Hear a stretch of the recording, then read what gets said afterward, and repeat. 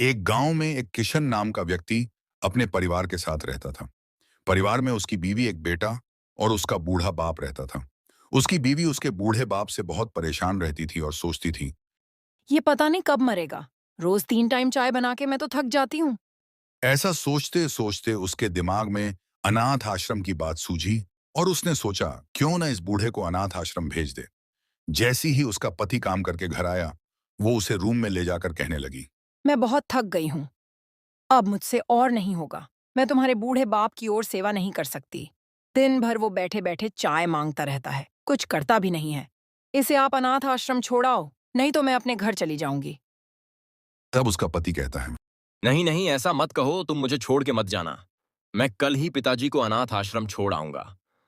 तुम परेशान मत हो, मैं तुम्हारे लिए कुछ भी कर सकता हूँ। सुबह हो गई। उन्होंने पहले अपने बेटे को स्कूल भेज दिया, क्योंकि वो अपने दादाजी से बहुत प्यार करता था और अगर वो देखता तो उसे जाने नहीं देता। बेटे के घर से निकलते ही किशन ने अपने पिताजी से कहा। पिताजी, हम आपको और अब इस घर में नहीं रख सकते।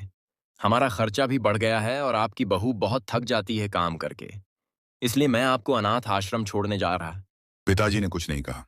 वो अंदर से बहुत दुखी थे। तभी उसकी बीवी बोली। मैंने आपका बैग भी पैक कर दिया है। सुनिए जी, आप जल्दी उनको छोड़ के आओ। फिर आपको काम पे भी जाना है। वो अपने बूढ़े बाप को लेकर अनाथ आश्रम की ओर निकल पड़ा।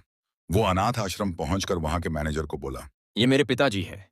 ये अब से यही रहेंगे, आप इनका ध्यान रखना। मैं चलता हूँ। इतना बोलकर वो वहां से घर की ओर जाने लगा। तभी उसकी बीवी ने उसको कॉल किया और कहा।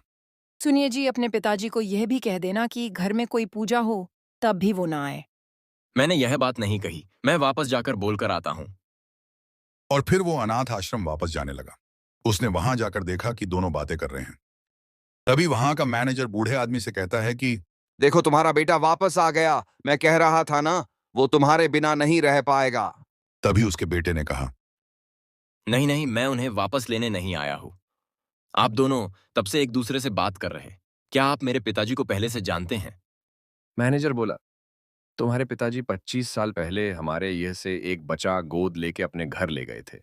तुम वही हो जिस पिताजी ने तुम्हें यहाँ से ले जाकर अपने घर में एक अच्छी जिंदगी दी। आज तुम उन्हें ही यहाँ छोड़ने आए हो। यह बात सुनकर किशन वहीं पे रोने लगा और अपने पिता से माफी मांगने लगा। तभी पिता ने कहा, रो मत मेरे बेटे, मैं तुम्हारी खुशी के लिए यहाँ रह लूंगा। मुझे कोई दिक्कत नहीं है। मेरे बेटे। तभी किशन बोला। मुझे माफ कर दीजिए पिताजी, मुझसे बहुत गलती हो गई। मैं आपको यह नहीं छोड़ सकता। आप मेरे साथ घर चलो। आप हमारे साथ रहोगे और मैं आपकी सेवा करूंगा। उसके पिताजी ने उसको माफ कर दिया और किशन उसको लेकर घर चला आया। किशन की बीवी देखकर बहुत गुस्सा हो गई और रूम में किशन से कहने लगी।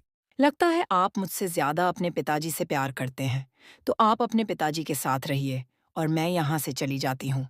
तभी किशन बोला, मुझे पता है तुम बहुत गुस्सा हो, लेकिन तुम जब मेरी बात सुनोगे तो तुम भी पिताजी को कहीं नहीं जाने दोगी।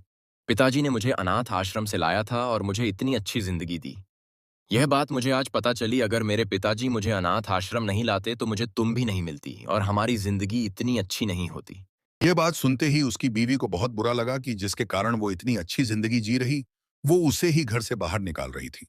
वो समझ गई और उसने किशन के पिताजी को अपने पिताजी की तरह मान सम्मान देने लगी और अपने बेटे को बताती थी। पिता बूढ़े हो जाते हैं बच्चों की जिंदगी संवारने में, और हम उनके बारे में बिल्कुल नहीं सोचते। हम उन्हें बोझ समझने लगते हैं। हमें ऐसा कभी नहीं करना चाहिए। हमें हमेशा उनकी सेवा करनी चाहिए।